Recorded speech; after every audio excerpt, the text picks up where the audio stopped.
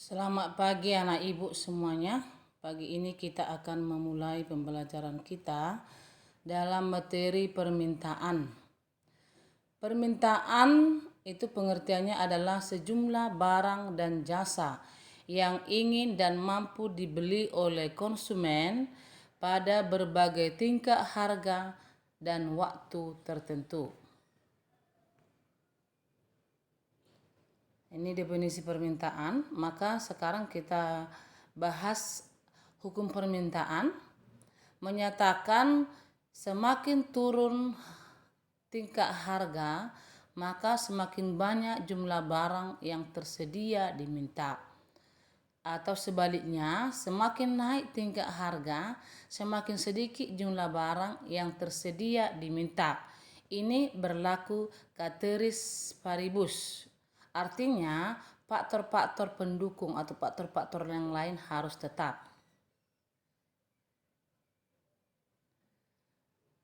Ceteris paribus, asumsi yang diambil setelah mengabaikan berbagai faktor yang dapat mempengaruhi hubungan antara harga dengan kuantitas permintaan. Sekarang kita lihat permintaan, ya.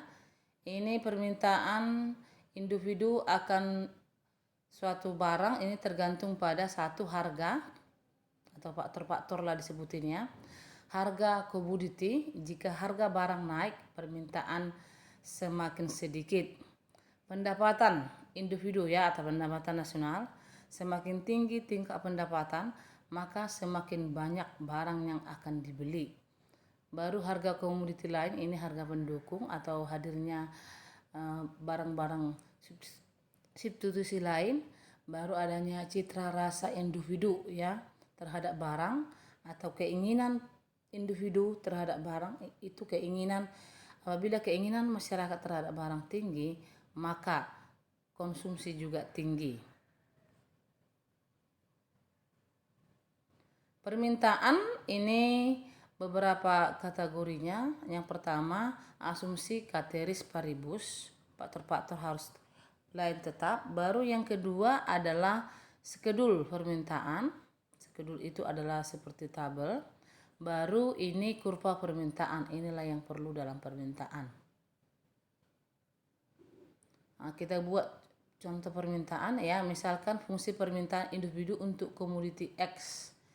QD sama dengan 8 dikurang P dengan mensubstitusikan berbagai harga S ke dalam fungsi tersebut dapat diperoleh skedul permintaan individu seperti berikut ya. Jadi tabelnya ini tadi karena dimulai dari 8 kurang P ya. Jadi PX berarti ini PX di sini Q-nya, kuantitinya ini dari unit tabel 0 sampai 8. Ini P dan Q-nya juga ya. Q X sama dengan 8, berarti 8 sampai dengan 0. Nah, ini kurva permintaan. Kurva permintaan itu garis yang menghubungkan antara harga dengan jumlah barang yang bergerak dari kiri bawah ke kanan atas ya. Kiri bawah dari unit 8 ke 8 itu ya.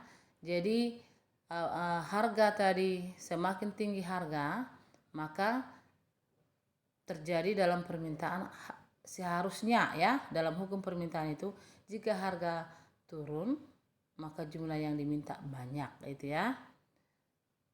Ini hanya mengkaitkan antara individu ya dengan jumlah dan harga ini ditarik garisnya, maka dari sinilah nanti perpotongannya ini menjadi titik-titik. Inilah yang ditarik menjadi kurva permintaan. Permintaan ini menentukan fungsi permintaan QX ya, QDX. QD jumlah barang yang diminta ya, sama dengan A dikurang B P ya, PX. X ini dalam artinya di sana komoditi barang berapa ya.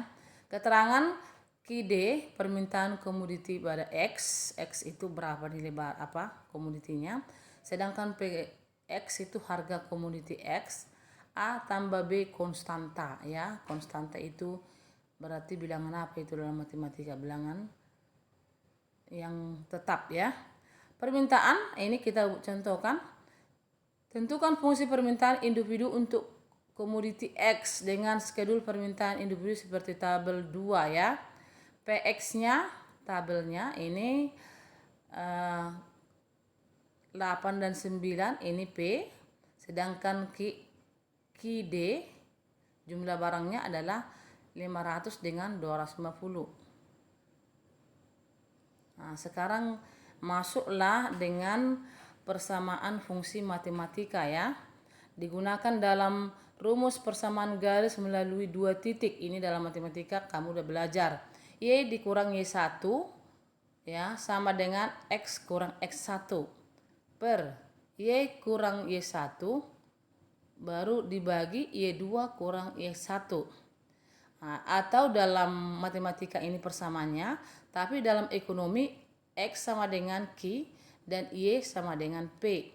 X itu di sini menyatakan Q jumlah barang, sedangkan Y itu adalah harga. P dikurang P1 harga ya, tadi Y disimbolkan harga, per P2 dikurang P1 itu harga. Sama dengan Q dikurang Q1 per P2 dikurang P1 atau Q2 dikurang Q1. Ini sama dengan. Nah, ini kita masukkan tadi P kurang 8, harganya tadi 8 dan 9. Jumlahnya tadi Q dikurang 250. 9 dikurang 8 sama dengan ya, Q-nya 500 dikurang 250. P dikurang 8 sama dengan Q dikurang 250.000.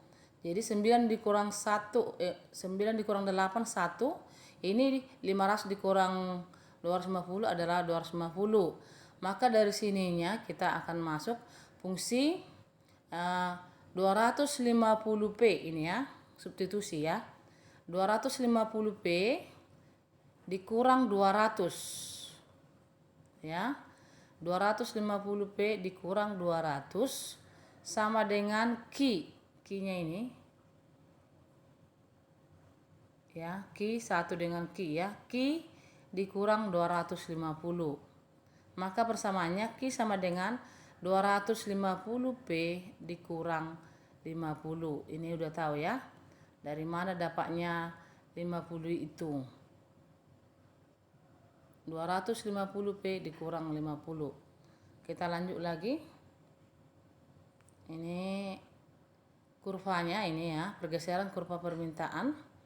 Jadi kurva permintaan tadi garis yang menghubungkan antara Q dan P yang bergerak dari kiri atas ke kanan bawah ya. Dari kiri bawah ke kanan atas. Jadi ini garisnya ini dihubungkan ya, A, B, C dan D, maka terjadilah titik ya kurva permintaan. Tapi kurva permintaan ini bisa mengalami kenaikan dan bisa juga mengalami penurunan. Apa yang membuat kenaikan? Jika jumlah barang bertambah ya kan, dia mengalami kenaikan dan pada saat tertentu harga turun. Sedangkan kalau dia mengalami penurunan jika jumlah barang semakin sedikit dan harga naik gitu ya. Inilah mengalami pergeseran kurva permintaan. Jadi pergerakan dalam kurva permintaan tadi, selama hanya harga yang berpengaruh terhadap permintaan, maka kurva permintaan hanya bergerak sepanjang kurva yang bersangkutan. Ini kita lihat dulu, kurva akan bergeser ya. Salah satu dari kondisi dari apa? Ceteris paribus, atau ini yang bisa faktor lain berubah. Faktor lain berubah artinya tingkat harga berubah, baru pendapatan berubah, jumlah barang yang dikonsumsi berubah. Inilah yang membuat ya menjadi ceteris paribus, bergeser ke atas akibat penambahan jumlah yang diminta, bergeser ke bawah akibat pengurangan yang diminta. Nah, ini pergeseran kurva permintaan bisa mengarah ke kanan dan bisa mengarah ke kiri.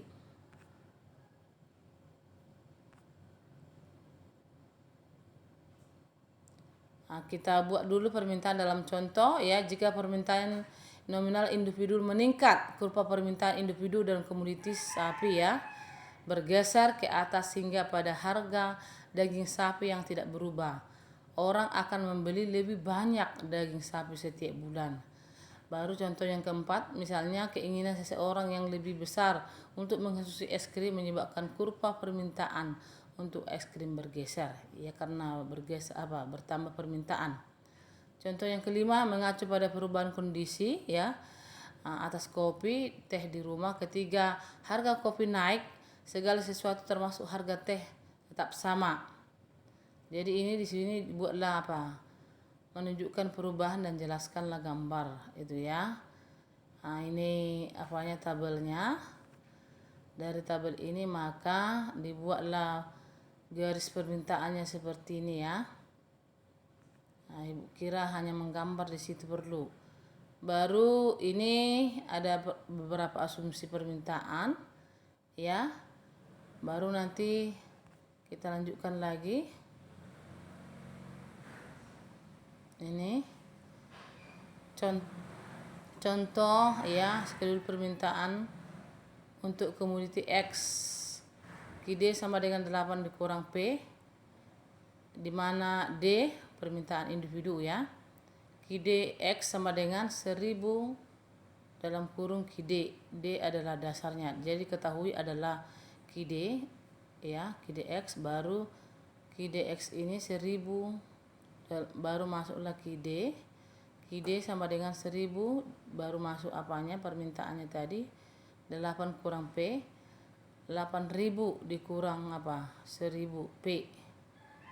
Nah, ini sebagai contoh-contoh kasus ya. Jadi inilah gambar kurva permintaan. Ini PX, ini Q ya, jumlah barang dan harga. Jadi kalau menggambarkan ini nanti anak-anak kami cukup dengan menarik garisnya dalam jumlah barang ya kan 0 sampai dengan 8000, harganya ya dari 0 sampai 8 unit ya.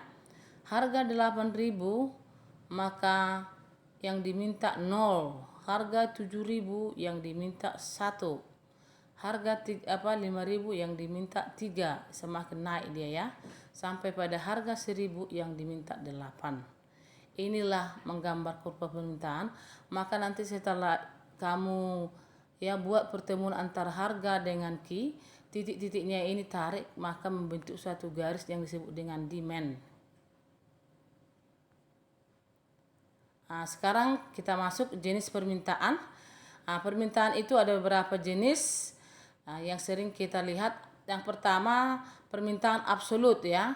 Permintaan absolut itu permintaan yang diikuti dengan kemampuan untuk membeli barang. Dia ada uang dan dia membeli. Baru yang kedua permintaan potensial, permintaan yang didukung oleh daya beli namun belum dapat melakukan keinginan membeli. Dia ada kemampuan, mempunyai banyak uang tapi tidak melakukan pembelian barang.